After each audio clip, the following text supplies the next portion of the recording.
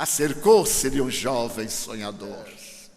A cabeça era atrevida e audaciosa, sonhadora, como de todo jovem. E ao passar por aquela pérgola e ver aquele homem, fascinou-se. Dele se irradiava algo especial, como de ninguém nunca antes e jamais depois. Então o jovem se deteve, contemplou enternecido e lhe perguntou, dominado por uma peculiar emoção: Rabi? Sim. Percebeu que ele era Rabi. Deteve-se e retificou a palavra: bom mestre. Ao que ele esclareceu: a ninguém chames de mestre, bom, porque bom é somente meu Pai que está no reino dos céus. Mestre, sim, chama-me, porque eu sou.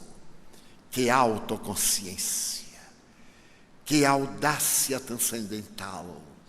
E o jovem, agora enrubescido, falou-lhe emocionado: dize-me, o que é necessário fazer para entrar no teu reino, no reino dos céus? E ele sorriu gentil, sempre recebia as pessoas com a imensa ternura e com o halo de compaixão. Que está escrito na lei?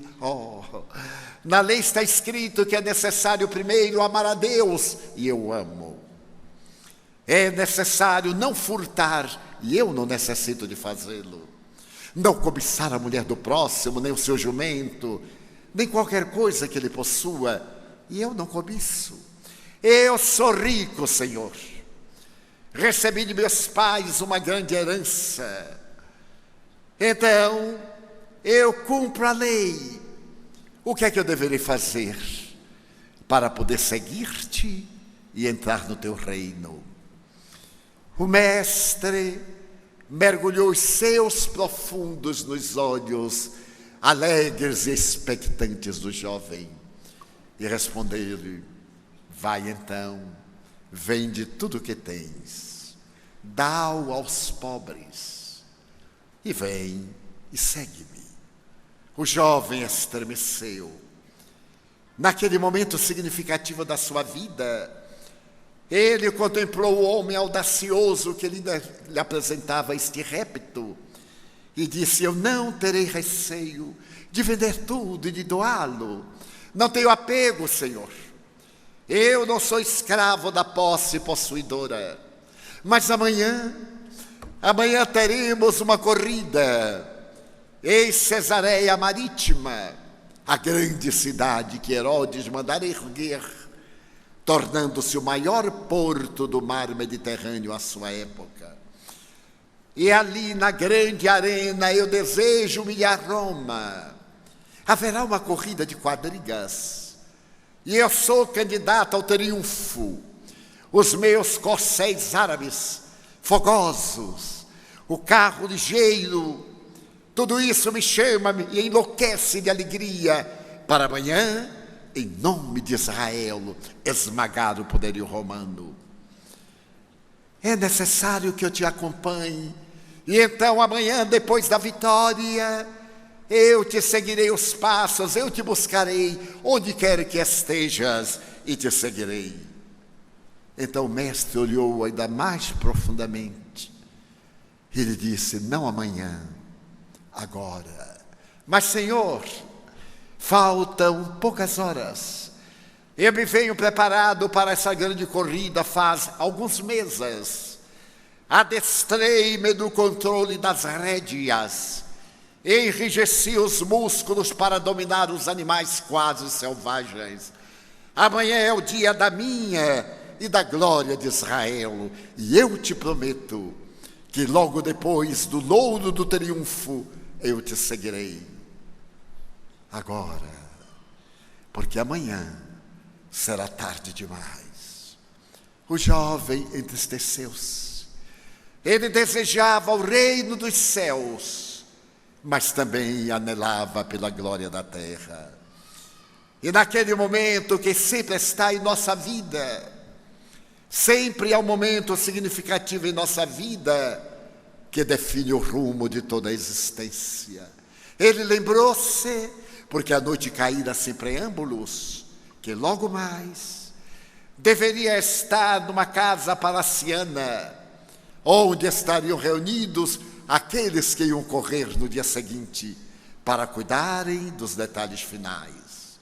O cabaz de uvas estava na mão e ele deixou cair, arrebentou-se no pó e fez um pouco de lama. Ele olhou para Jesus e uma lua pálida apareceu distante, colocando um pouco de prata na noite, clareada debilmente pelos astros estelares. Oscilou como um pêndulo de relógio e partiu na direção do banquete.